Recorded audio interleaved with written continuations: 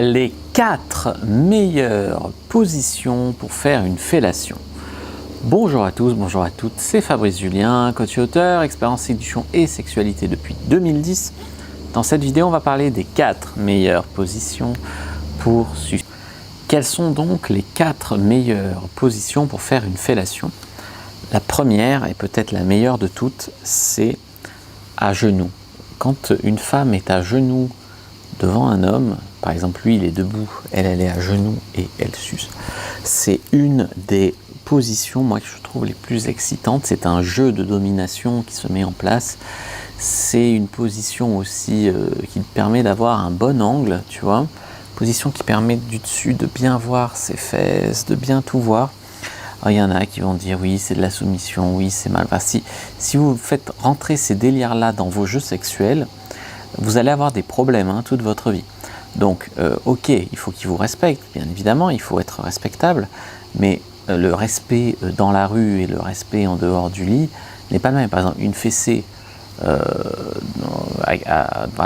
lors du premier rendez-vous, c'est de l'irrespect. Du fessé en levrette dans le feu de l'action, c'est de l'excitation. Voilà, il faut bien faire la différence. En deux, la deuxième meilleure position pour sucer, c'est lui assis, vous à genoux devant, préférence avec un coussin. Et là aussi, ça fait un petit jeu de soumission. Le coussin, c'est pour être confortable.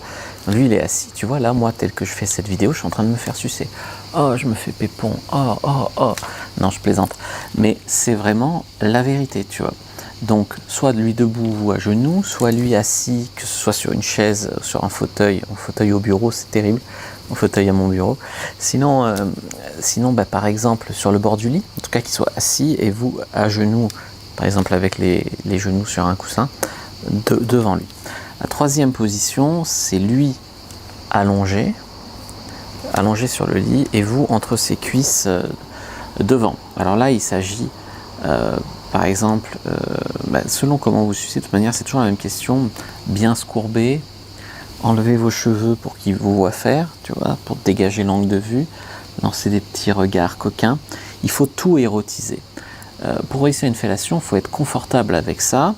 Il faut être à l'aise sur la manière dont tu es installé. Il faut montrer que tu aimes ça, pourquoi pas même gémir, bien baver, voilà, pour faire une bonne fellation. Quatrième position pour faire une fellation, c'est en 69. Alors là, la seule difficulté, c'est d'avoir des difficultés à se concentrer.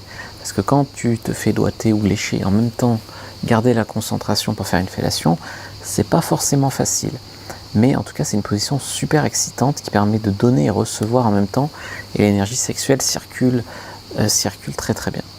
Ce que je pourrais vous donner en cinquième bonus, on va dire, si vous êtes une personne de petite taille, une naine, vous pouvez être debout et trouver un mec grand et sucer debout, juste comme ça.